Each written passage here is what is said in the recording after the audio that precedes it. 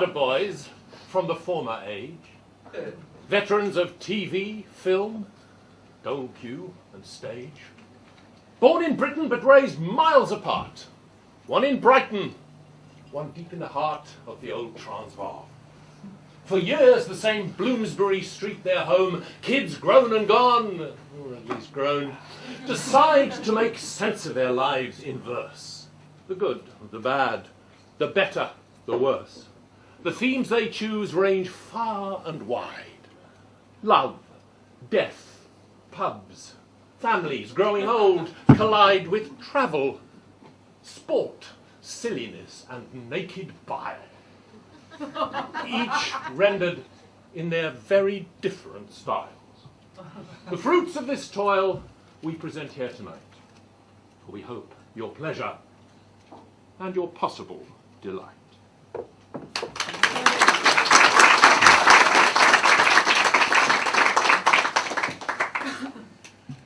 Love.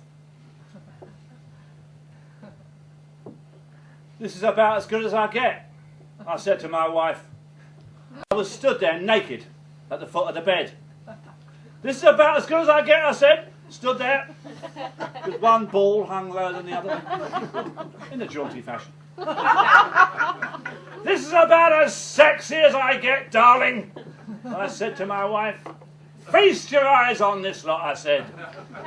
Stood there naked at the foot of the bed, now strutting a titch. A little bottle of Chardonnay in one end, straight out the fridge. She put down her book and looked up at me.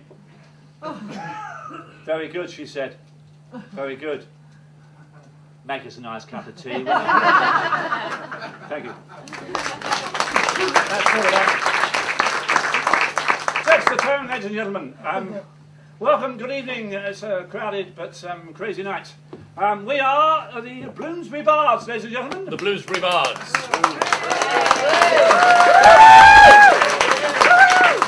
And we're back. We're back! Again. Again. Again. Andrew Cuthbard, ladies and gentlemen. Thank you very much. And Mr. Bard Goody. Thank you. Lovely, lovely. We've, Andrew and I, the Cuthbard, we've been working together now for about a year and a half, haven't we? Yeah, about that. Yeah. And to start with, we sort of got together and we sort of read poems to each other like a couple of sad old farts, you know. Our own. You know, we made them up all on our own. Back and forth. As you do. Yeah.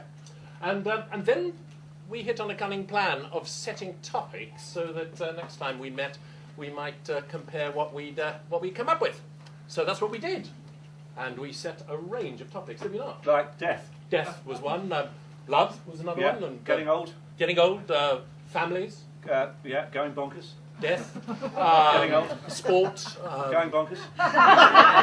Bile. Family. Bile. Going bonkers. Death. Death.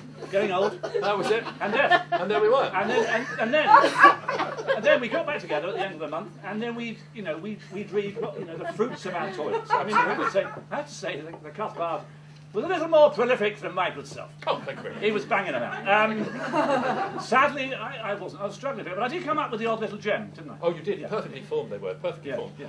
However, there was one topic on which you and I were both equally prolific. Indeed. And for those of you who know us, and indeed for those of you who don't, it won't surprise you that topic was pubs. Pubs. And we're in one tonight, obviously. And what seems like a sensible subject on which to continue to kick off. Continue. Because we have kicked off. We've kicked off. 40th part already. Right. We'll kick on. Pubs with the Cuthbard. Thank you very much. Thank you very much. This one is called Pubs number 2. I'm up for a drink tonight. One too many headbutts against the domestic brick wall. Halfway through my third pint, with the Jamesons on the side, the band appears, part of the blues festival. They look about 14, but they're good. And their messy hair didn't come from designer gel. Where did a kid that young learn to play the blues harp? They finish with, "You can't judge a book by looking at the cover," and I'm there in full voice with them. The landlady looks amazed. She thought Andy Williams was more my line. Wandering home along the beach, I must have needed a little lie down. When I put on my jeans next morning, there was sand in the pockets. This is doing terribly well. This poem is set in this very boozer with the clever title of The Local. Nipped to the plough for a late one. A delicious pint of Abbot ale. Sitting in the corner, wishing January would go away. Very loud bloke at the bar. Talking at the Hungarian barmaid about the markets. Plateauing. She doesn't know what the fuck he's on about. She's nodding a lot, nervously scratching a spot on her nose, smiling with her mouth closed. His mate from work has just moved to Hungary. He tells us all, a fresh start, smashing people, darling, and presumably no plateauing. I wish he'd fuck off and join him.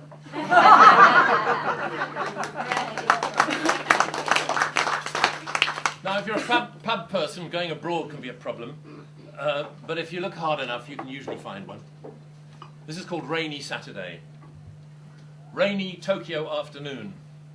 Starved of English conversation, I'm watching rugby in Paddy Foley's bar, chatting with Dublin Paul about the troubles, and with Tom, a black Texan with a retro Hendrix afro, about Obama's chances. Much later, I slope Guinness Mellow into the Roppongi night. Stop for sushi in a restaurant like an aquarium. Watch tomorrow's specials swimming while I eat. Strolling home, relaxed and restored, my mood is shattered by a pimp, emerging from the shadows to home in on me, the only Westerner in sight. "You want a girl, do anything." Struggling to keep my hands to myself, I reply, "Yes, I'd like to Roger your mother, with you watching, you piece of toxic shite."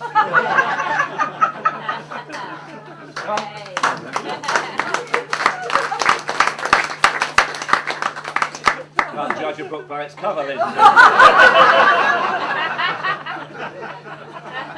And this is another clever title. It's called The Local 2. Bumped into a unicyclist in the toilet of my local pub. His unicycle was leaning up against the bowl of the loo where you would normally do a number 2. Which is how I knew he was a unicyclist. Wasn't dressed as a clown. Had the full suit and tie. "Is that your unicycle?" I asked, fumbling with my fly. "Yes," he said. "Why?" "Do you ride it as a bike?" I asked again. He looked at me as if I was, as it were, one spoke short of a full wheel. Tucked himself away, washed his hands, took up his unicycle and left. A short while later, back in the bar with a pint too far, I glanced out of the window, and there he was, passing a parked car, signalling left, with both hands. Into Coptic Street. And that all happened in a little loo just there.